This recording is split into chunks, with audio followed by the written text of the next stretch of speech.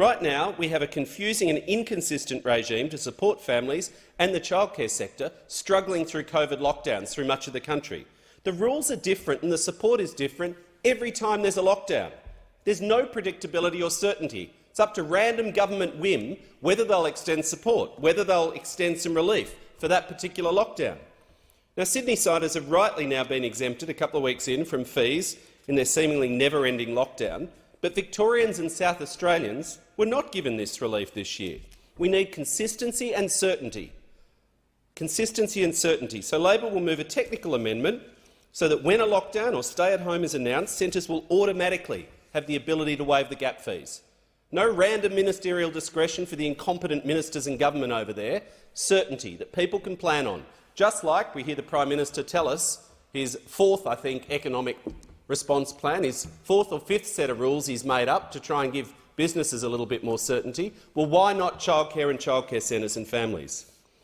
But as I've said, action is now urgent. The childcare cap should be abolished now, not in a year. Action would also deal with a manifestly unfair situation that has particularly affected people in my home state of Victoria. Mark my words, to people in New South Wales, if the government doesn't fix this, late this financial year, they're going to experience the bill shock that thousands of Victorians have experienced. Nothing was done by the government. Take Rad Miller in my electorate. She has a 2-year-old and a 4-year-old. I know her well. I've helped her family with many issues over the last few years. She was told by the government during Melbourne's months of lockdown last year that she could keep her place in the childcare centre. So she did so in good faith. Of course, she wasn't actually able to use the spot during the lockdowns. She had to care for her kids at home and try and work full-time.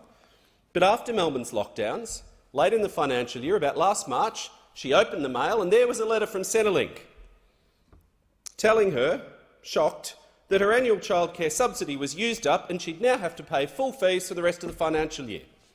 The government didn't warn parents that during the lockdowns they were using their childcare subsidy and this was going to hurt them later in the financial year. It never crossed their mind when they didn't have kids in the childcare centre for month after month after month that the government would be sneakily trotting this up towards the annual childcare subsidy. This is going to happen in New South Wales.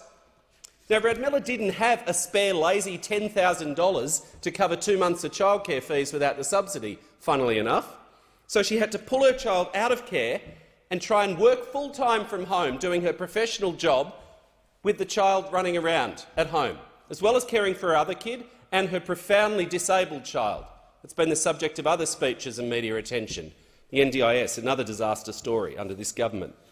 But this change has affected thousands of families. The Herald Sun covered it. The government said, oh, well, let's not worry about it. It's only a few thousand families.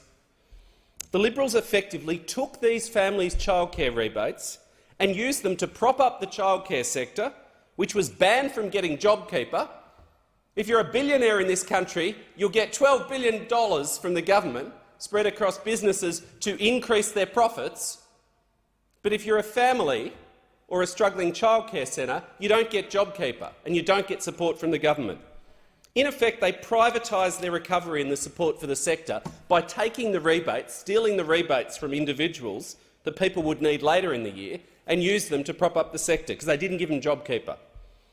It did mean when the restrictions were eased, families reached the annual cap and they were hit with these fees they can't afford.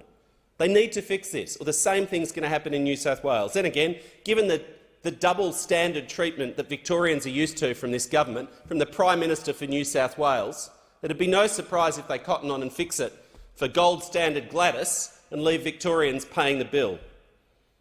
The government used Rad Miller's money to keep the childcare facilities open. Why did she pay the price when her children were at home with her?